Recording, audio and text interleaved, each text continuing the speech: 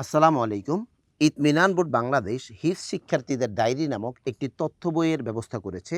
এই তথ্য বইটি আপনার প্রতিষ্ঠানের শিক্ষার্থীরা কেন ব্যবহার করবে, এর বিশেষ কিছু কারণ আমি আপনাদেরকে বলছি।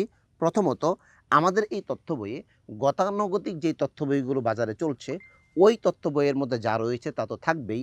পাশাপাশি যে বিষয়গুলো অতিরিক্ত থাকবে, এর মধ্যে অন্যতম একটি হলো শিক্ষার্থীর ক্যাটাগরি নির্বাচন করা। অর্থাৎ সব শিক্ষার্থীকে কিন্তু আপনি এক লেভেলের হাফেজ বানাতে পারবেন না। আমাদের তথ্য বইয়ের মাধ্যমে আপনি তার মাকে, তার বাবাকে জানিয়ে দিতে পারবেন তার সন্তান এ ক্যাটাগরির, বি ক্যাটাগরির না সি ক্যাটাগরির। অর্থাৎ প্রথম দিন থেকেই একজন অভিভাবক এটা জানবেন তার সন্তান কোন ক্যাটাগরির হাফেজ হতে যাচ্ছে, নাম্বার 1।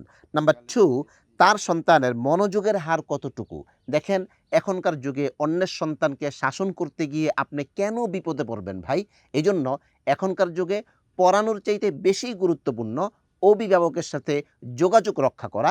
তাই আমরা এখানে সম্পৃক্ত করেছি তার সন্তানের ক্লাসে মনোযোগের হার কত পার্সেন্ট। আপনি প্রত্যেক মাসে এটা উল্লেখ করে দিবেন যে আপনার সন্তানের মনোযোগের হার 50%, 30%, 100%। যদি মনোযোগের হার কম হয় তাহলে অভিভাবক তার সন্তানকে শাসন করবে, আপনি নয়। অন্যের সন্তানকে মানুষ বানাতে গিয়ে নিজে বিপদে পড়া বুদ্ধিমানের কাজ নয়। এরপর আরেকটা বিষয় আমাদের রয়েছে, মোট কত পারা তার কাঁচা আছে। দেখেন, অনেক সময় একজন শিক্ষার্থী তার ইয়াদের লেভেল কম থাকে, তার মেধার লেভেল কম থাকে।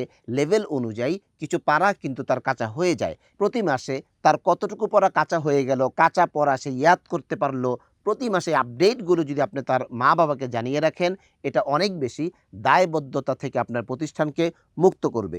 এরকম আসলে অনেক বিষয় নতুন রয়েছে। প্লাস হলো, আমাদের এই তথ্য বইয়ের মাধ্যমে আপনার শিক্ষার্থীর সবক বন্ধ করার প্রয়োজন নেই।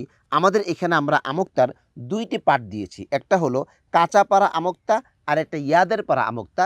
এটা সব শিক্ষার্থীদের জন্য নয়। যে সকল শিক্ষার্থীদের মেধা প্রাথমিক পর্যায়ের, আমরা আবারও বলছি, মেধা প্রাথমিক পর্যায়ের, ওই সকল শিক্ষার্থীরা দেখা যায় অনেক সময় পিছনের পারাগুলো ফুললি ইয়াদ রাখতে পারে না।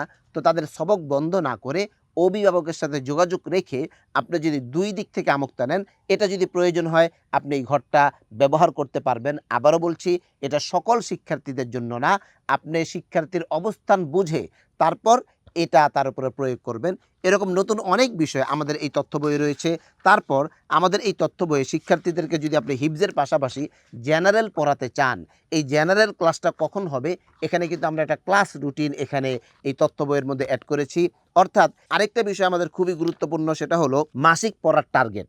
আপনি তার মাকে, তার বাবাকে মাদ্রাসায় এনে তার মা এবং বাবার সামনে বসিয়ে তার কাছ থেকে একটা মাসিক পড়ার টার্গেট নেবেন এবং এখানে তার অভিভাবক একটা স্বাক্ষর দিবে।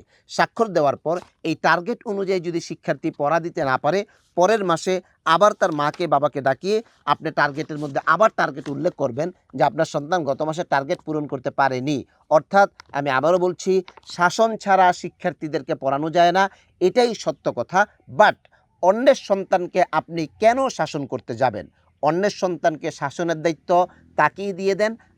আমি শিক্ষক হিসেবে শুধুমাত্র লেখাপড়ার দায়িত্ব নিব। সুতরাং আমাদের এই তথ্য বইটি যদি আপনার শিক্ষার্থীরা সংগ্রহ করে আপনার প্রতিষ্ঠানে যদি আপনি আমাদের এই তথ্য বইটি সম্পৃক্ত করেন, লেখাপড়ার মান এবং অভিভাবকদের সাথে যোগাযোগ রক্ষা করা অনেক বেশি সহজ হবে আপনার জন্য। সুতরাং আমাদের হিফজ শিক্ষার্থীদের ডায়েরি, এই বইটি এখনই সংগ্রহ করুন।